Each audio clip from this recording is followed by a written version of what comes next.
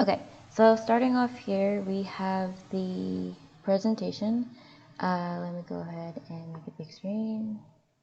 Perfect. Okay, so the visual group research. The visual research group project. I completed this assignment solo.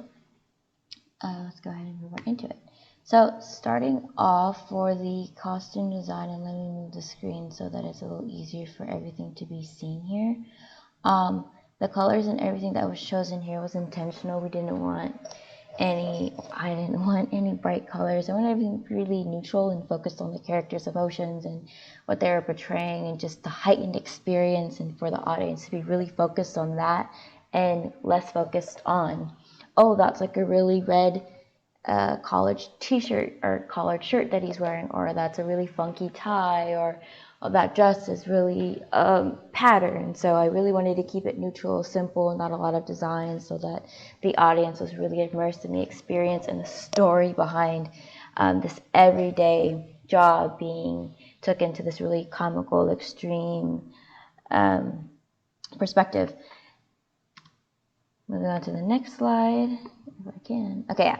So, and that's what I said here. And that's what I said here was just that everything was intentionally chosen for a reason, that the design was business casual.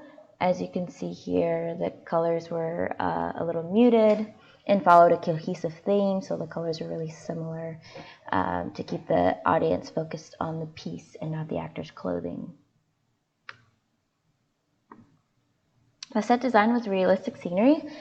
I chose like an office, kind of like a smidge of corporate office, but a smidge of not necessarily corporate.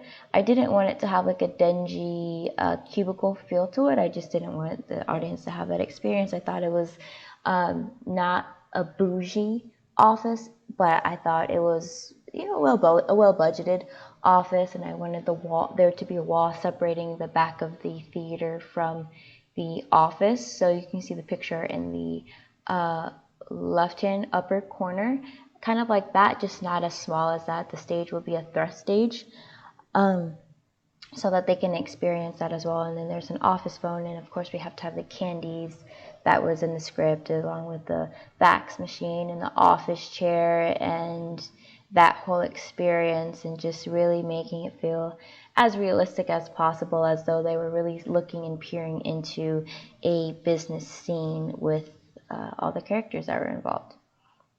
And that's why I said, since there's a mentioning of HR, that I really wanted it to have a office feel and not a dingy, cheap cubicle feel.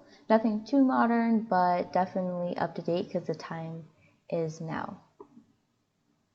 The lighting was flood lighting. I wanted everything to be illuminated properly so we can catch every expression, every word, and not be struggling or there to be viewing difficulty at all. I wanted everything to be quite clear.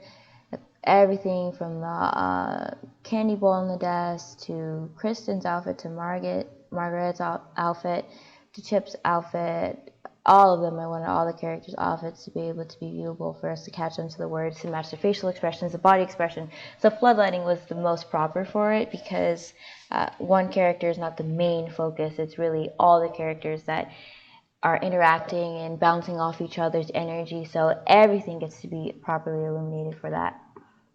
And that's one thing I said here as well. We really want to catch the character's expression and body language in the production. And that's everything. Thank you so much.